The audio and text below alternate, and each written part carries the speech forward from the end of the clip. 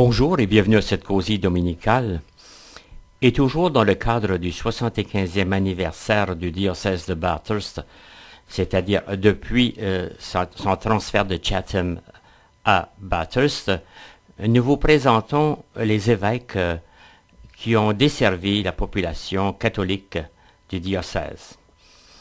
Et aujourd'hui, je vous présente le 4e évêque, Monseigneur Arsène Richard, qui malheureusement n'a pas dirigé le diocèse très longtemps puisque une maladie grave l'a emporté. Donc, il a dirigé le diocèse de 1986 à 1989.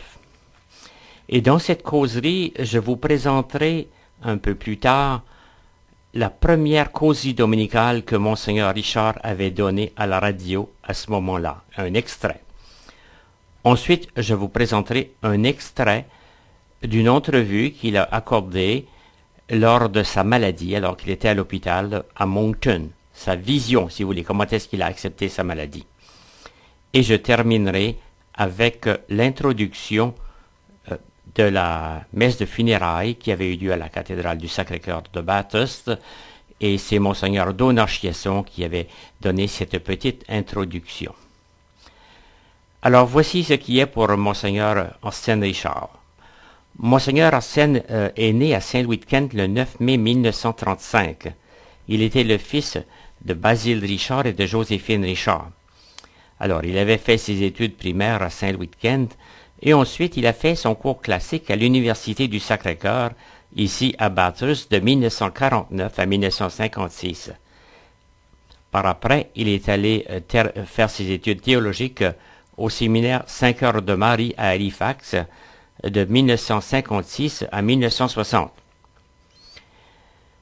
Il a été ordonné le 11 juin 1960 par Monseigneur Norbert Robichaud, qui était alors l'archevêque de Moncton. Et cette ordination a eu lieu dans sa paroisse natale. Alors après son ordination, il a été nommé au collège l'Assomption de Moncton. Et je me rappelle bien, puisque Monseigneur Richard, c'est-à-dire à ce moment-là, le Père Richard, était mon professeur de latin à ce moment-là au collège l'Assomption de Moncton. Il était également directeur du centre étudiant Pie X de Moncton. Par la suite, Monseigneur Richard a fait des études en liturgie à l'abbaye Saint-André à Bruges en Belgique, de 1964 à 1965, et de 65 à 66, il fit des études en catéchèse à l'Institut catholique de Paris. De retour dans le diocèse de Moncton, où il était incardiné, il a été nommé directeur diocésain de catéchèse le 10 septembre 1967, et il a occupé ce poste jusqu'en juillet 1984. Alors, en plus de toutes ses fonctions au niveau du diocèse, il a été vicaire dominical de la paroisse du Christ-Roi et aussi responsable de la mission Sainte-Bernadette pour en devenir l'administrateur le 16 août 1974. Le 6 juillet 1983, il fut nommé curé en la paroisse de Saint-Jacques de Scoudouc, poste qu'il a occupé jusqu'à sa nomination comme évêque de Bathurst.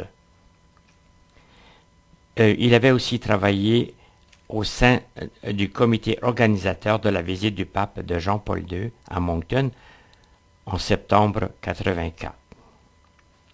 Alors, ordonné évêque le 5 février 1986 par Monseigneur Donat Chiasson en la cathédrale du Sacré-Cœur de Bathurst, il est décédé le 6 janvier 1989.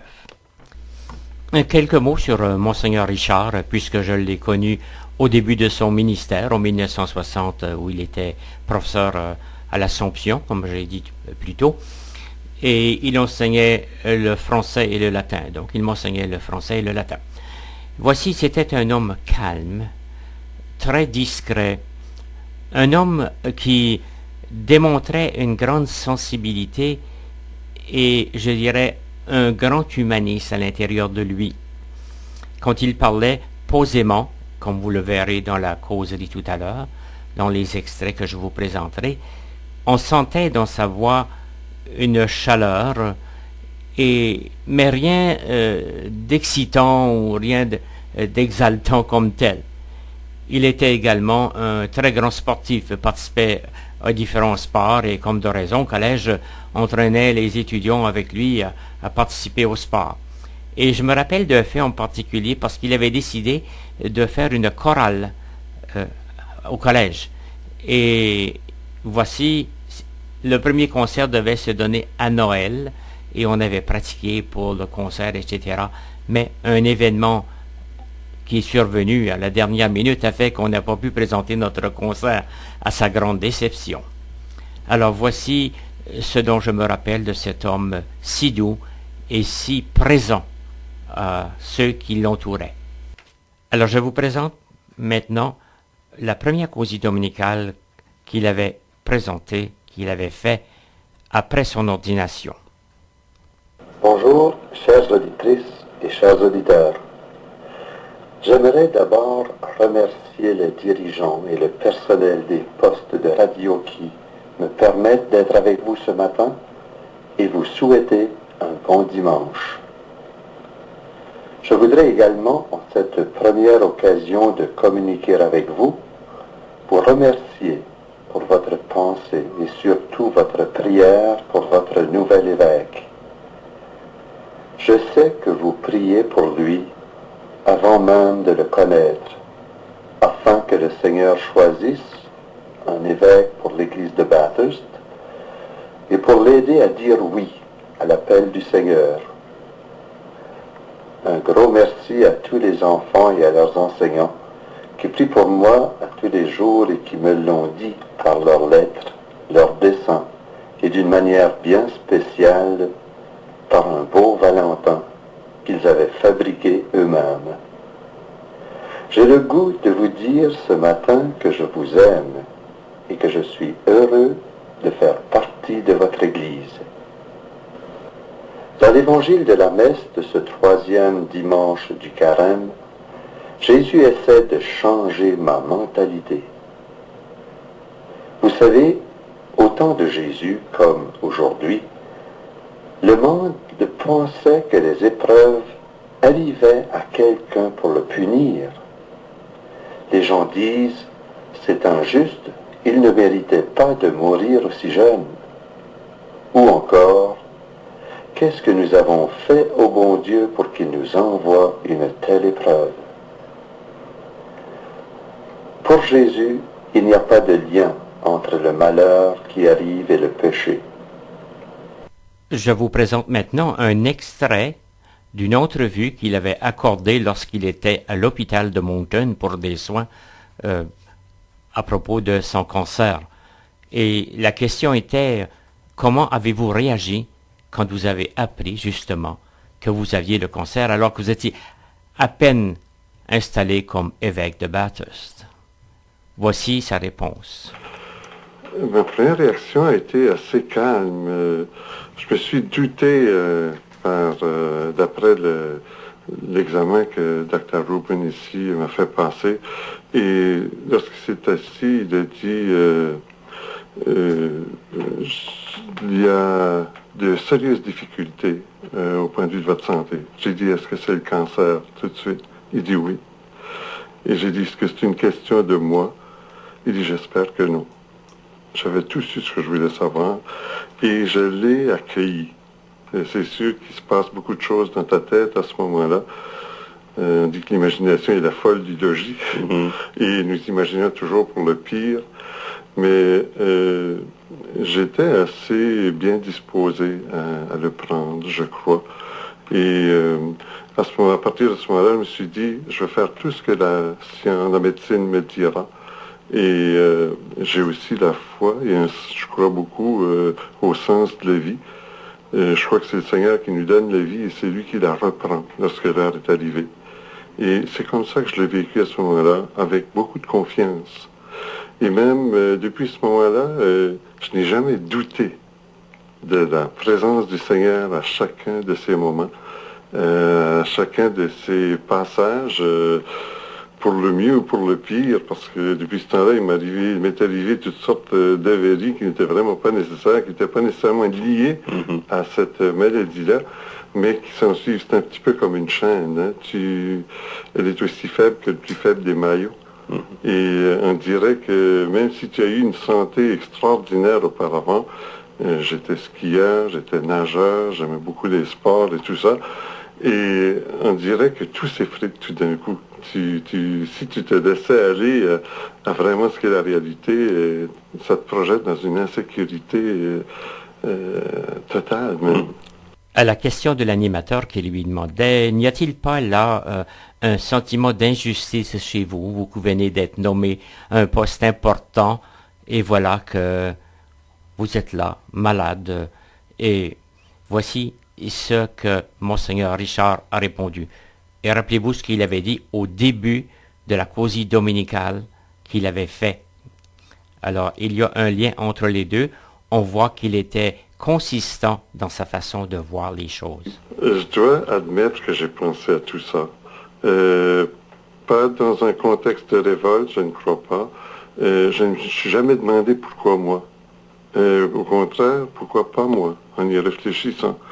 Et surtout lorsque je me suis retrouvé à Saint-Jean pour les traitements de cobalt il y a 3 semaines, j'ai rencontré beaucoup de gens du diocèse de Bathurst qui avaient l'air tous heureux de me voir là. C'est sûr qu'ils ne voulaient pas la maladie, mais ils se sentaient réconfortés de voir, eh bien, regarde, même l'évêque qui est rendu ici. Ouais. Ça veut dire que nous sommes tous fragiles, hein? Nous sommes tous des humains. Et ça m'avait frappé. Le premier matin, je me suis trouvé à l'aile des cas de cancer, ici à l'hôpital civique. Et là, le matin, je cherchais pour la douche et j'ai vu une dame âgée qui avait pas l'air de savoir qu'est-ce qui se passait. Il était 7 heures le matin, qui était sur une civière dans le corridor.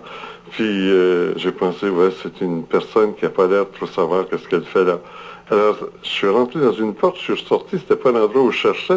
Elle dit, est-ce que vous cherchez pour les douches? Je me suis trouvé assez surpris. Elle m'a dit ça si gentiment et si poliment. Elle dit, regarde, c'est la porte au bout du corridor. Elle m'a tout expliqué ça. Je me suis dit, je fais partie du groupe. On m'accueille. On m'a bien accueilli ici. Et on dirait qu'il y a une espèce de fraternité et de solidarité. Et ça a été, c'est pourquoi, dès ce départ-là, j'ai trouvé des expériences extrêmement positives et en solidarité avec mes frères et sœurs, les humains.